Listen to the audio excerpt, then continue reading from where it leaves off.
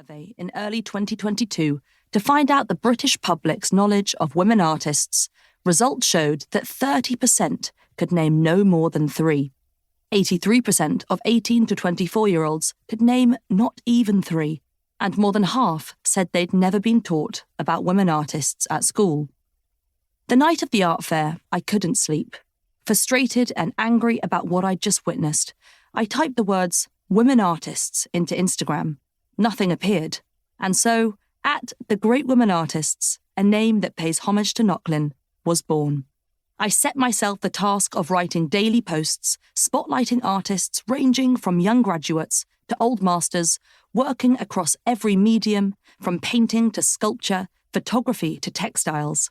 Adopting an accessible style, my aim was then, as it is now, to appeal to anyone of any art historical level interested in learning the stories of these mostly overshadowed artists, just as I have done, on a more expansive scale, in a podcast of the same name which launched in 2019. I do this to break down the stigma around elitism in art. Art can be for anyone, and anyone can be part of this conversation, and to showcase artists so often excluded from the history books and courses I studied. It's not that I believe there to be anything inherently different about work created by artists of any particular gender. It's more that society and its gatekeepers have always prioritised one group in history, and I think it is vital for this to be addressed and challenged. Nearly 7 years later, the result is this book, The Story of Art Without Men. This is not a definitive history. It would be an impossible task.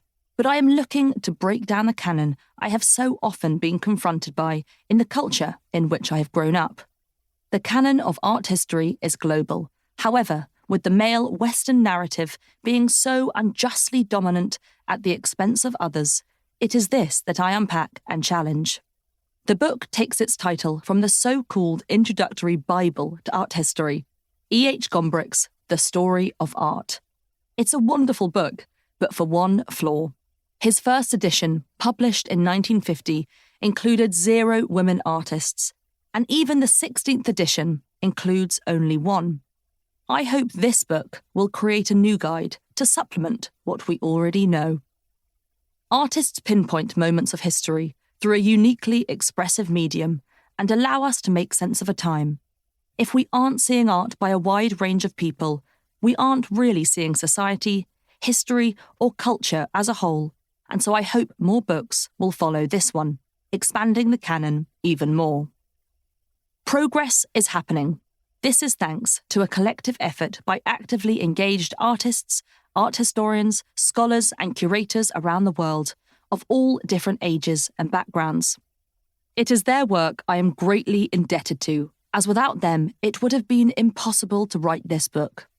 I draw here on the extensive research by and my many discussions with spearheading art historians and curators who are endeavouring to change our understanding of art and who makes it. And you can find their works listed in the bibliography at the end of this PDF download that comes with this audiobook. Many of them have uncovered the detail of these artists' lives for the very first time. There is no denying that the increased attention to non-male artists enjoying blockbuster shows or appearing more frequently on museum walls is due to those who now hold top-tier positions in museums. For the first time in history, women have taken the helm of the Tate, the Louvre, and the National Gallery of Art, DC, to name but a few. What does this demonstrate? That the inequalities in galleries and museums are reflective of a larger systemic issue, and so a lot of what we see needs to change. The same can be said for how we place monetary value on genders in society, considering that the highest price fetched at auction by a living woman artist, Jenny Saville's Prop from 1992, was just 12% of the highest price achieved by a male living artist, David Hockney's Portrait of an Artist, Pool with Two Figures, 1972, which topped $90.3 million. I hope this book will show you that the difference in price is not due to inherent quality, but to the value we put on different creators of art. In the past decade, we have seen a huge number of art historical corrections take place. from the numerous survey exhibitions dedicated to women sculptors. To keep listening to this audiobook, I've left you a link in the description so you can do it at no cost thanks to Audible's 30-day free trial.